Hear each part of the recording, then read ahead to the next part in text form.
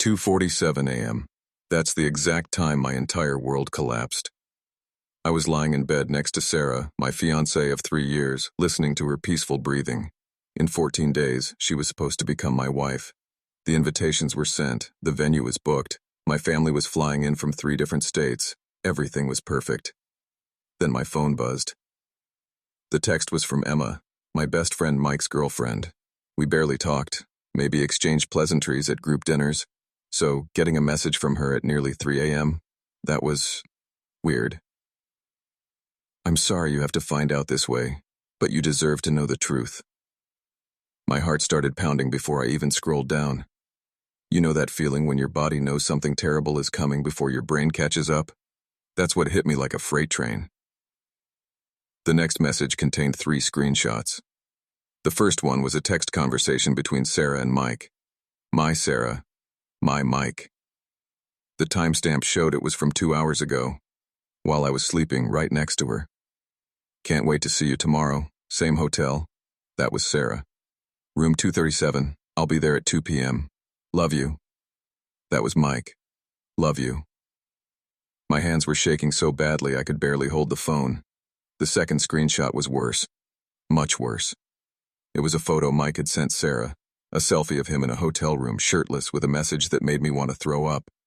"Wish you were here right now instead of with him." The third screenshot was Sarah's response. "Soon, baby. Just 2 more weeks and we can figure out how to make this work long term." 2 more weeks, after our wedding. I sat there in the dark, staring at my phone screen, while the woman who was supposed to promise to love and honor me in 14 days was sleeping peacefully beside me. The same woman who was apparently planning a future with my best friend. The man who was supposed to stand next to me as my best man. The room felt like it was spinning.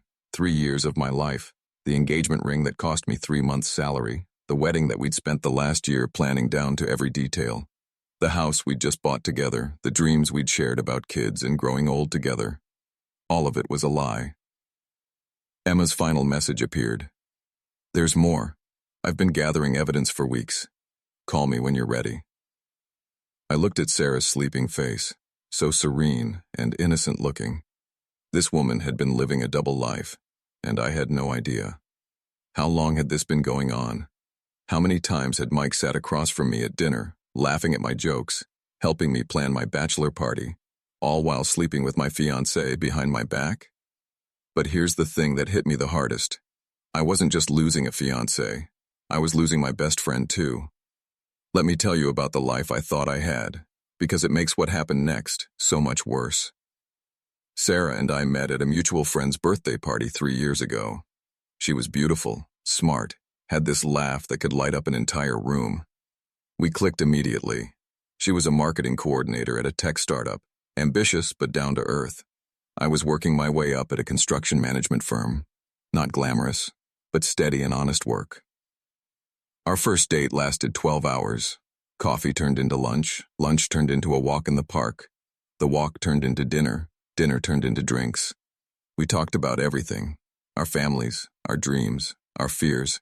She told me she wanted to travel the world, but also wanted to build something stable with the right person. I told her I wanted to build a life with someone who'd be my best friend and my partner. Looking back now, I wonder if any of it was real. Mike had been my best friend since freshman year of college. We were roommates for 3 years, survived terrible jobs, celebrated promotions, been each other's wingmen through countless disasters. When I met Sarah, Mike was the first person I called to tell him I'd met the one. "Bring her around," he'd said. "I need to make sure she's good enough for my boy." He approved. In fact, Mike and Sarah got along great from day one, maybe too great, but I was just happy that the 2 most important people in my life liked each other. When I proposed to Sarah last year, Mike was there to celebrate. We'd planned it for months. I was going to pop the question at the same restaurant where we had our first date. Mike helped me pick out the ring, rehearsed the speech with me, even showed up afterward with champagne to celebrate. "You're going to make the most beautiful couple," he'd said, hugging both of us. "I'm so happy for you guys." The lies, the performance. How long had he been planning this? Choosing Mike as my best man was the easiest decision I'd ever made. He'd been there for every major moment in my adult life. Of course he'd be there for the biggest one. Sarah loved the idea. "Mike's like a brother to you," she'd said. "It's perfect." Our friend group was tight-knit. We'd have game nights, birthday parties, barbecues. Mike would bring Emma, who seemed nice enough but always quiet. Sarah and I were the couple everyone looked up to, stable, happy, planning a future together. Mike and Emma had been dating for about a year, but their relationship always seemed surface level. Now I understand why. We'd spent the last year planning every detail of our wedding. Sarah had a Pinterest board with 847 pins. We'd tasted cakes at 6 different bakeries. We'd argued over flowers, discussed seating charts, stressed over the budget. Mike had thrown me a bachelor party just 3 weeks ago, a weekend in Vegas with all our friends. The whole time he was sleeping with my fiancée. Every laugh we shared, every time he asked how wedding planning was going, every time he told me how lucky I was to have found Sarah, he was lying to my face while betraying me in the worst possible way. But the thing that really destroyed me wasn't just the betrayal. It was realizing that the life I thought I was building, the happiness I thought I'd found, the trust I thought I could count on, none of it was real. I'd been living in a fantasy while the 2 people closest to me were writing a completely different story. I couldn't fall back asleep. How could I? So I did what any person would do at 3 a.m. when their world just imploded. I called Emma. She picked up on the first ring. "I was hoping you'd call tonight," she said, her voice shaky. "I couldn't take it anymore. Watching you plan your wedding, seeing how happy you were. I had to tell you." "How long?" I asked. It was the only question I could manage. "I've known for 6 weeks, but I think it's been going on much longer than that." Emma proceeded to destroy what was left of my world. She'd found messages on Mike's laptop when she was borrowing it to work on a presentation. At first, she thought maybe it was an old conversation, something from before they were together. But then she saw the timestamps, recent ones, daily ones. "I started paying attention after that," Emma said. "Really paying attention. The late nights, the sudden work trips, the way he'd get secretive about his phone. So I started investigating." What she found was worse than I could have imagined. Hotel receipts going back 4 months. Always the same place, a boutique hotel downtown that Sarah had mentioned wanting to try for a romantic getaway, except she was going there with Mike instead of me. Credit card statements showing dinners at expensive restaurants on nights when Sarah told me she was working late. Mike had been taking my fiancée out on dates while I was at home, probably worrying about her working too hard. Screenshots of text conversations that made my stomach turn. Inside jokes between them. Pet names. Photos I will never be able to unsee. "The worst part," Emma continued, "is they talk about you, about how clueless you are. Sarah sent Mike a screenshot of you texting her that you loved her, and Mike responded with laughing emojis. They were mocking me. While I was working overtime to afford our dream wedding, they were laughing about how stupid I was. But Emma wasn't done. There's something else. I found a conversation from last week where they're planning what to do after the wedding. Sarah doesn't want to leave you right away because of the house and the financial stability. She wants to wait 6 months, then leave you for Mike. They were planning to use your wedding as a cover while they figured out their next move." I had to put the phone down for a minute. I thought I might actually throw up. Sarah stirred next to me in bed. For a split second, I forgot everything and felt that familiar warmth of her being close to me. Then reality came crashing back. This woman was using me. She was going to marry me, live in the house I bought, let me support her, all while carrying on with my best friend until she decided it was convenient to leave. "Send me everything," I told Emma. Over the next hour, my phone became a crime scene of evidence. Screenshots, photos, receipts, timestamps. Each notification was like another knife in my back. I found myself studying Sarah's face in the dark, looking for signs I'd missed. Had she been lying to me this morning when she kissed me goodbye?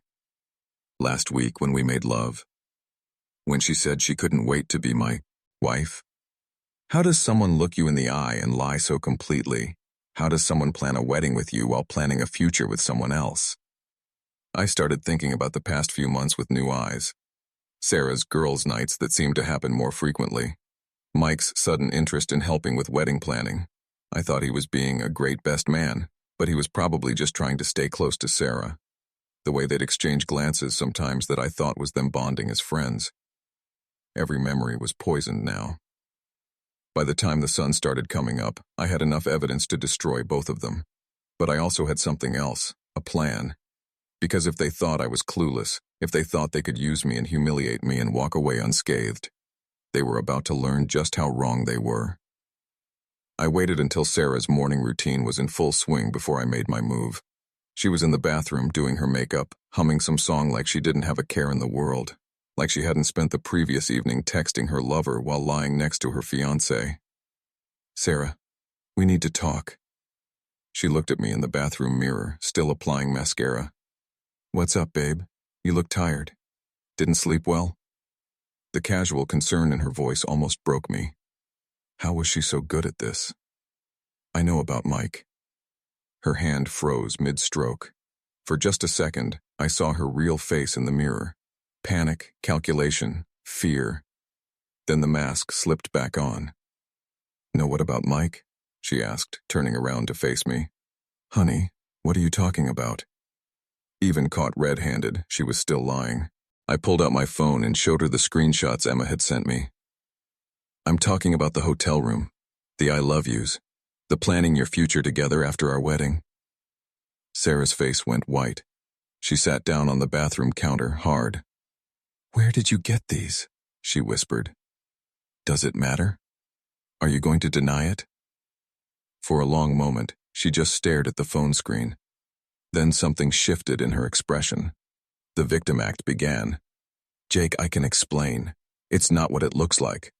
It's not what it looks like." I couldn't believe what I was hearing. "It looks like you're having an affair with my best friend and planning to leave me after you use me for a wedding and 6 months of financial stability. What exactly am I misunderstanding?" "It just happened, okay?" The tears started then. "Mike and we got close during the wedding planning. He was helping so much and you were working so many hours and I was stressed. So you decided to sleep with him? It wasn't supposed to mean anything. It was just comfort. Someone to talk to. But then feelings developed, and we didn't know how to stop." I stared at this woman I thought I knew. 3 years together, and I was seeing her clearly for the first time. "You didn't know how to stop? Sarah, you were planning to continue this after our wedding. You were going to let me marry you while you were in love with someone else." "I love you too," she said desperately. "Jake, you have to believe me. I love you, but I love him differently. I didn't want to hurt you. I thought maybe after we were married, the feelings for Mike would fade." The audacity was breathtaking.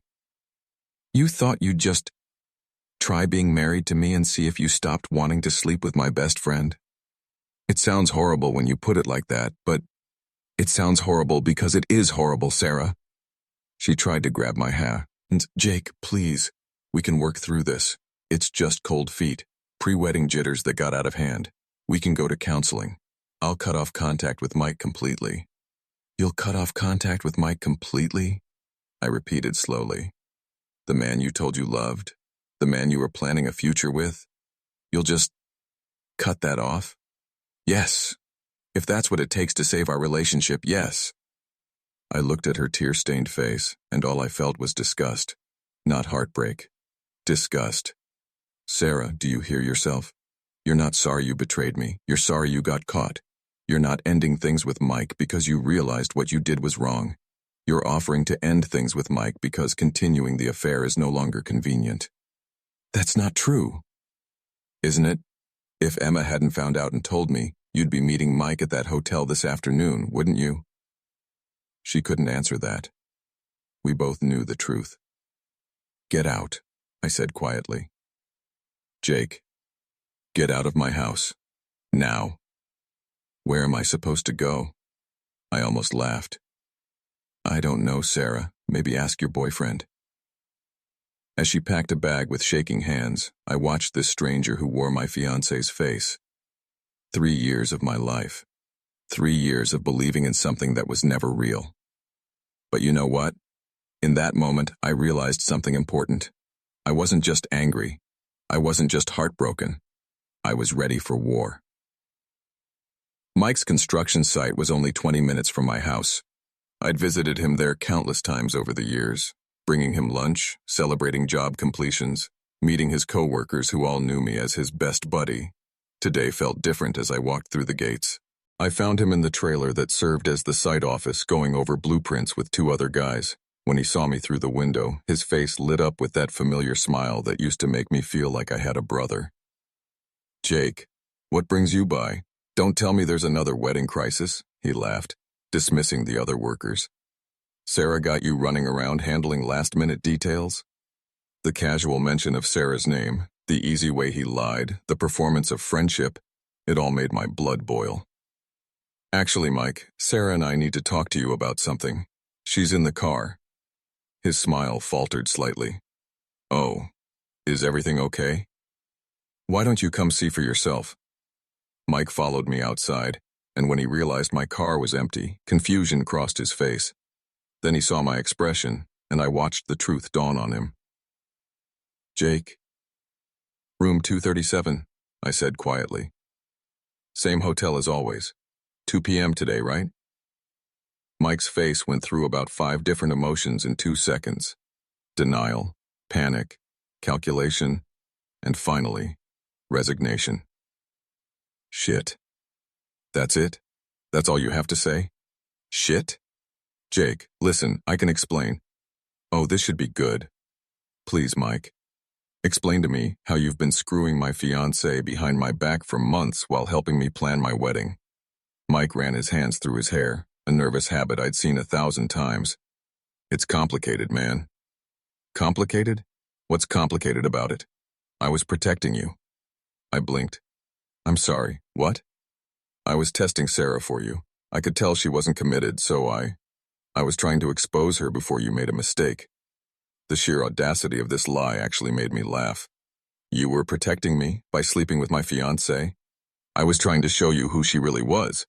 For 4 months, Mike? You were protecting me for 4 months?" His story was already falling apart, and he knew. "You it." I could see him scrambling for a new angle. "Look, Jake, it wasn't supposed to happen. Sarah came on to me. She was unhappy, feeling neglected. You've been working so much lately, and she was lonely. So it's my fault?" "No, that's not what I'm saying. I'm saying she seduced me. I tried to resist, but..." "Jake, she's beautiful, and she was throwing herself at me. I'm only human." I stared at this man I'd considered a brother. "Are you seriously trying to tell me that Sarah forced you to have an affair with her?" "Not forced, but she was persistent. And once it started, she threatened to tell you I'd tried to assault her if I ended things." Now he was getting desperate and sloppy. "Mike, I have screenshots of you telling her you love her. I have messages of you planning dates, booking hotel rooms, talking about your future together. That doesn't sound like someone who was being coerced." His face crumpled. The lies weren't working, so he tried a different approach. "Okay, fine. Yes, I developed feelings for her. But Jake, she's not right for you. She's selfish and manipulative. I was saving you from making the biggest mistake of your life. By betraying me in the worst possible way. I know how it looks, but..." "How it looks? Mike, you stood up at my engagement party and gave a speech about how happy you were for us. You helped me pick out her ring. You planned my bachelor party. The whole time, you were sleeping with her and laughing about how clueless I was. We never laughed about you being clueless. I've seen the messages, Mike." That shut him up. We stood there in the middle of his construction site, years of friendship dying between us. Finally, he tried one last approach. "Jake, I'm sorry, I'm truly sorry. But maybe this is for the best. Now you know who Sarah really is before you married her. I saved you from..." "Don't." I held up a hand. "Don't you dare try to make yourself the hero in this story. You didn't save me from anything. You betrayed me. You're not my friend. You're not my brother. You're just a coward who wanted what I had and was too much of a snake to ask for it directly." Mike's shoulders sagged. "So what happens now? Now you're fired as my best man, and you're fired from my life. Jake, please. We've been friends for 8 years. Don't throw that away over a woman." "I'm not throwing it away over a woman, Mike. I'm throwing it away over the fact that you're not the man I thought you were. You never were." As I walked away, Mike called after me. Jake, come on, man, don't do this. But I was already done. With him, with Sarah, with all of it. Well, almost all of it. Because I still had a wedding in 12 days, and I was starting to think maybe I shouldn't cancel it after all. Emma and I met at a coffee shop across town that evening. She looked as exhausted as I felt. We'd both been living with this horrible secret, and the weight of it was showing. "How did the confrontations go?" she asked. "About as well as you'd expect. Sarah tried to blame pre-wedding stress. Mike tried to convince me he was protecting me by sleeping with my fiancée." Emma shook her head. "They really think we're stupid, don't they? Speaking of which, how are you holding up? This can't be easy for you either." "I ended things with Mike this morning," she said. "Told him I knew everything, and that I'd told you. He tried to deny it at first, then begged me not to leave him." She laughed bitterly. "The man Juan Boonde is cheating on me, and he had the nerve to beg me not to leave him." We sat in silence for a moment, two people whose lives had been blown up by the same two liars. "Emma, can I ask you something? How long do you think this has really been going on?" She pulled out her laptop. "I've been wondering the same thing, so I did some digging." What she showed me made my blood run cold. She'd gone through Mike's social media, his photos, his check-ins, everything she could access, cross-referenced it with what she knew about Sarah's schedule from the times I'd mentioned it. "Look at this," she said, pointing to a photo Mike had posted from a restaurant. "This was from your engagement party. The timestamp says 11:47 p.m. I remembered that night. Sarah had disappeared around 11:30, said she needed some air. Mike had vanished around the same time. They both came back about 20 minutes later, separately. They were together, I realized. Emma nodded. "It gets worse." She showed me more evidence. Photos from my birthday party where Sarah and Mike were standing just a little too close. A check-in from Mike at the mall on the same day Sarah said she was going shopping alone for wedding decorations. Credit card receipts showing lunches on days when both of them claimed to be busy with work. "I think it started right after your engagement party," Emma said. "Maybe that night, maybe the next day. But Jake, they've been lying to our faces for almost the entire time you've been engaged." My engagement party. The night I thought was one of the happiest of my life. The night everyone celebrated Sarah and me starting our journey toward marriage. That was the night my best friend and my fiancé decided to start their affair. "There's something else," Emma said quietly. "I found this last night." She showed me a screenshot of a conversation between Sarah and Mike from just 3 days ago. Mike: "Are you nervous about the wedding?" Sarah: "A little. Not about us, but about keeping up the act for one more week." Mike: "Just think, in 2 weeks we won't have to hide anymore. Well, not completely. We'll have to be careful until you're ready to leave him." Sarah: "I almost feel bad sometimes. He's so excited about the honeymoon." Mike: "Don't feel bad. He's getting what he deserves for being so clueless. Besides, you're giving him the best week of his life before you break his heart. That's generous." Sarah: "You're terrible, but you're right." I had to step outside for a minute. I couldn't breathe. They weren't just betraying me, they were enjoying it. The planning, the lying, the elaborate performance of friendship and love, it was all a game to them. When I came back inside, Emma was looking at me with genuine concern. "Jake, I'm so sorry. I know this is destroying you." "Actually," I said, surprising myself, "I think I'm past the destroyed phase. Now I'm just angry." "Good. You should be angry. Emma, can I ask you something? What are you going to do now?" "What do you mean?" "I mean our lives just got turned upside down. Sarah and Mike think they won. They think they outsmarted us and they're going to ride off into the sunset together while we pick up the pieces." Emma studied my face. "What are you thinking?" "I'm thinking about that wedding in 10 days. The wedding that Sarah still thinks is happening. The wedding where Mike still thinks he's going to stand next to me as my best man. Jake, all our friends and family are coming. Everyone who loves us, everyone who's been celebrating our relationship, everyone who thinks Mike is this great guy and Sarah is this perfect woman." Emma's eyes widened. "You're not thinking of going through with it?" "I'm thinking," I said slowly, "that maybe they should know the truth. All of them. At the same time. Emma stared at me for a long moment. Then slowly she smiled. That's diabolical. Is it wrong? Jake, they humiliated you for months. They made you look like a fool while they laughed behind your back.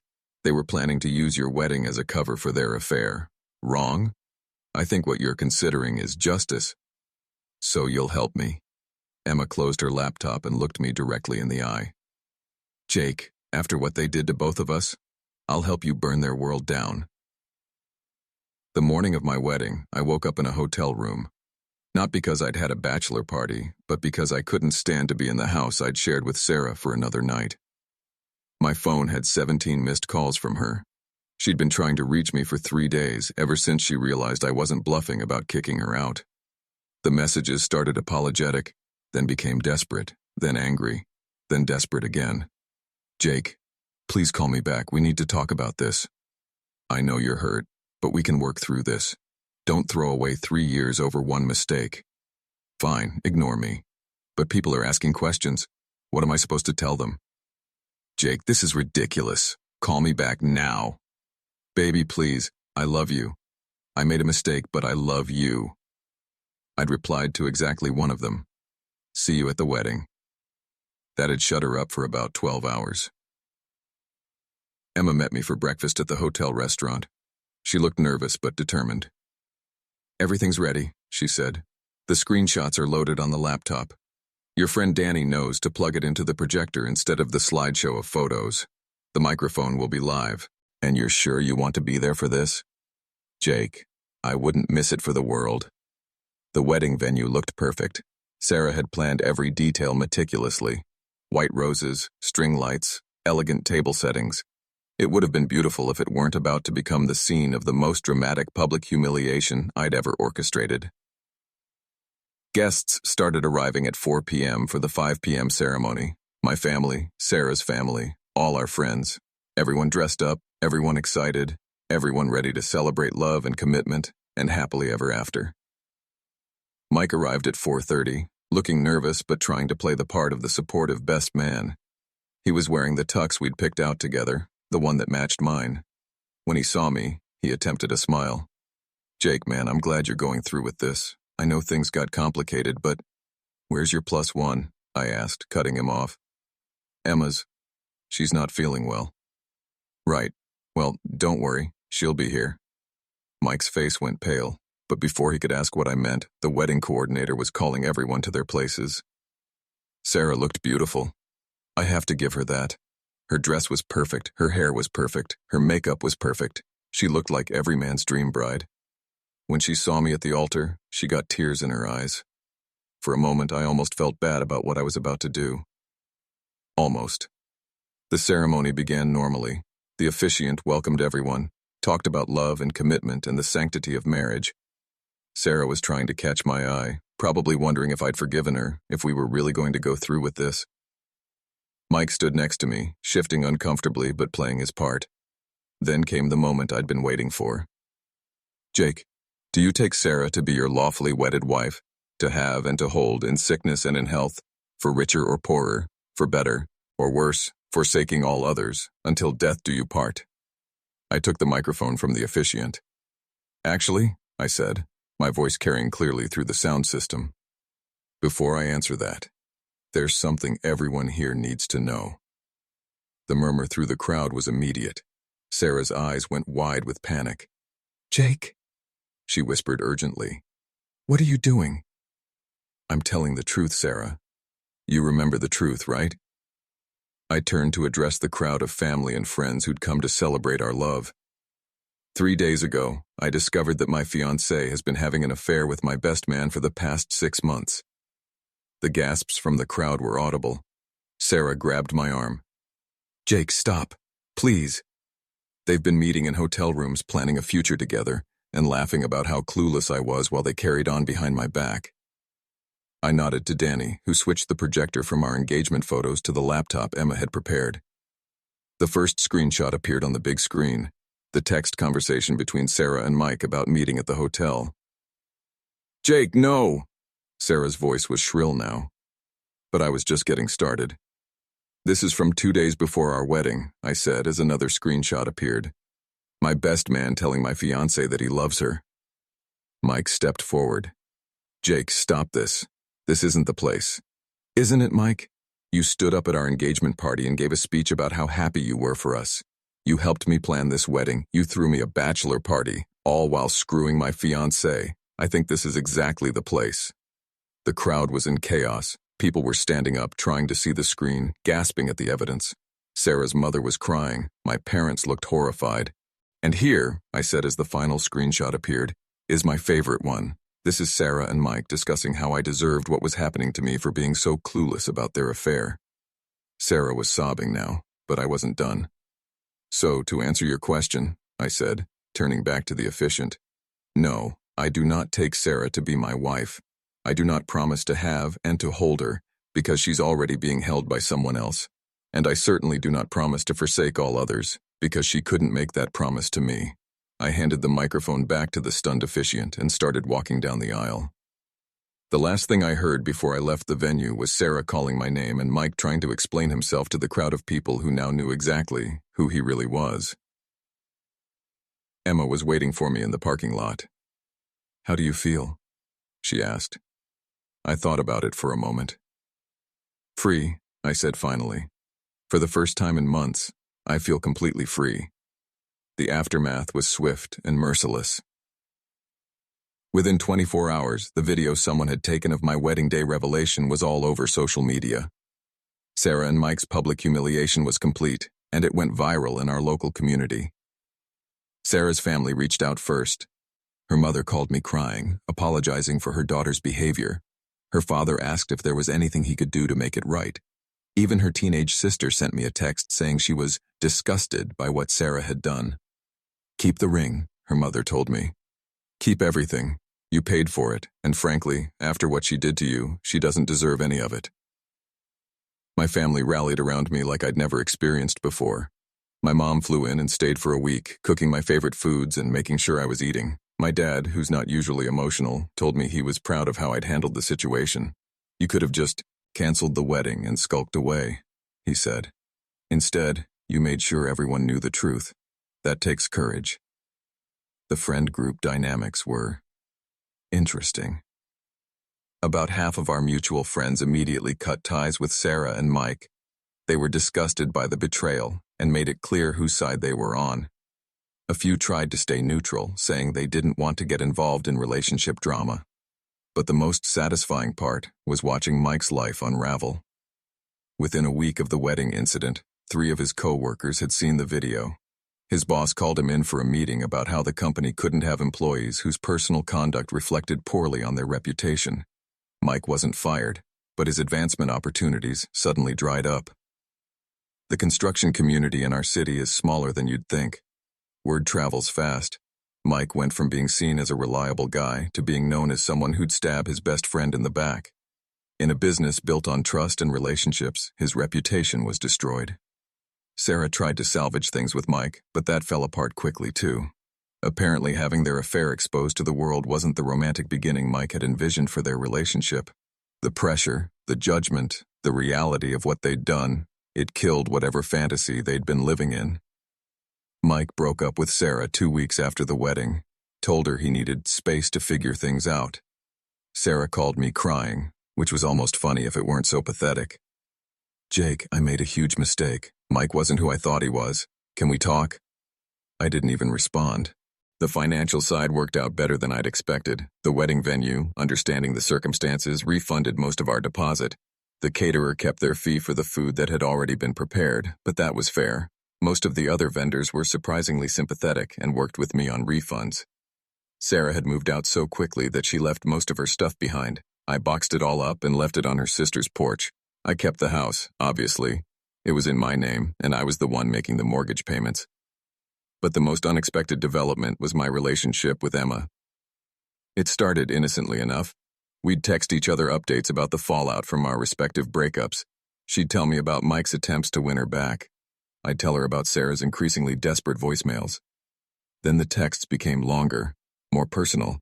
We started talking about our lives beyond the betrayal, our interests, our goals. We discovered we had a lot in common. more than either of us had realized during the year we'd been dating our respective cheaters. 1 month after the wedding, Emma asked if I wanted to get coffee. "Just as friends," she said quickly. "Two people who survived the same disaster." But sitting across from her in that coffee shop, I realized Emma was remarkable. She was smart, funny, honest in a way that felt foreign after 3 years with Sarah. She'd been the one who risked her own relationship to tell me the truth. She'd helped me gather evidence. She'd stood by me when I planned my confrontation. Emma had integrity. After Sarah and Mike, that meant everything. "Can I ask you something?" I said during our coffee date. "Sure." "Why did you tell me? You could have just broken up with Mike quietly and moved on. You didn't have to get involved in my situation." Emma thought about it for a moment. "Because it was the right thing to do, and because you deserved better than living a lie." That was the moment I knew Emma was nothing like Sarah. We took things slow, very slow. Both of us were dealing with trust issues and emotional wreckage from our previous relationships. But gradually, over months of coffee dates and long conversations and careful emotional vulnerability, something real began to develop. Something based on honesty instead of lies. Something built on respect instead of betrayal. Something that felt like it might actually last. 6 months after the wedding that never happened, I woke up next to Emma in the house that used to be mine and Sarah's. It was a Saturday morning, and sunlight was streaming through windows that Sarah had picked out curtains for. But the curtains were different now. Emma and I had redecorated together, slowly making the space ours instead of mine and Sarah's. Emma was still asleep, her dark hair spread across the pillow. She looked peaceful in a way I'd never seen Sarah look. Like she wasn't hiding anything, wasn't calculating her next move, wasn't performing for an audience. My phone buzzed. A text from an unknown number. "Jake, it's Sarah. I know you probably don't want to hear from me, but I really need to talk to you. I miss you so much. I made the biggest mistake of my life. Please give me another chance." I showed the message to Emma when she woke up. "She's been trying to reach you for months," Emma said, not seeming particularly bothered. "What number is this, the 15th? Something like that." Sarah had been relentless in her attempts to reconcile. Letters, emails, texts from different numbers, showing up at my job, enlisting mutual friends to plead her case. She'd even tried to contact my parents, which had not gone well for her. The desperation was almost sad, almost. "Mike reached out to me again too," Emma said. "Left a voicemail yesterday saying he's been going to therapy and wants to make amends. Are you interested?" Emma laughed. A real, genuine laugh that still gave me butterflies 6 months later. "Jake, I'm lying in bed with the man I love in a house we're turning into our home. Why would I be interested in talking to the lying coward who cheated on me?" The man I love. Emma had said it casually, like it was the most natural thing in the world. Because for us, it was. "I love you too," I said, kissing her forehead. "I know," she grinned. "You tell me every day. It's one of the things I love about you. You're not afraid to show how you feel." That was the difference between Emma and Sarah, between real love and whatever performance I'd been living before. With Emma, everything was honest, open, real. We'd moved in together 3 months ago, after dating for 2 months and being friends for 1 month. It might have seemed fast to some people, but when you've both survived relationship disasters and found something genuine together, you don't waste time pretending it's casual. Emma understood me in ways Sarah never had. She knew that I worked hard because I took pride in building things, not because I was trying to avoid her. She knew that I was loyal to a fault, which is why the betrayal had hit me so hard. She knew that I needed honesty more than I needed romance, reliability more than I needed passion. And I understood her too. I knew that she was cautious about trusting people because she'd been burned before, not just by Mike, but by others. I knew that she valued integrity above everything else. I knew that she was brave enough to do the right thing even when it was hard, like when she told me about the affair. We were building something real together, something that could last. "What do you want to do today?"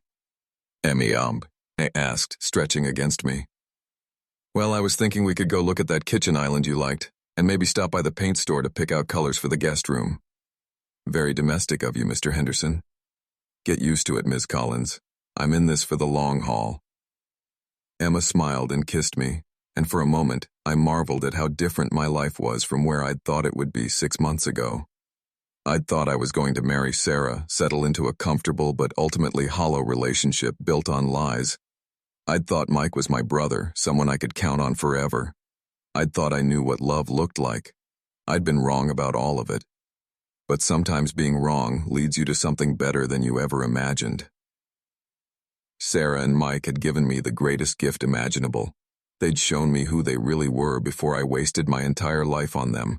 Their betrayal had hurt like hell, but it had also set me free to find something real. As Emma and I got dressed and started planning our day together, I thought about the text from Sarah still sitting unanswered on my phone. I deleted it without responding. Because the truth is, I didn't miss Sarah at all. I missed the idea of her, the fantasy I'd built up in my head. But the real Sarah, the woman who could lie to my face for months, who could plan a future with my best friend while planning a wedding with me, who could mock me behind my back and then beg for forgiveness when she got caught. I was grateful to be rid of her. My phone buzzed again. This time it was my mom, asking if Emma and I wanted to come over for dinner next week. That's when it really hit me. I wasn't just happier without Sarah and Mike. I was happier than I'd ever been. Sometimes the worst thing that happens to you turns out to be the best thing that could have happened to you. Sometimes betrayal is just life's way of clearing out the people who don't deserve to be in your story. And sometimes the person who helps you pick up the pieces becomes the person you want to spend the rest of your life with. Ready? Emma asked, grabbing her purse and car keys. Ready, I said, taking her hand. And for the first time in my adult life, I really was. What would you have done in my situation? Would you have confronted them privately, or would you have gone for the public reveal like I did? Let me know in the comments. I'm curious if I handled this the right way, or if there's something I should have done differently. Either way, I'm grateful it happened. Sometimes the worst betrayal leads to the best possible outcome.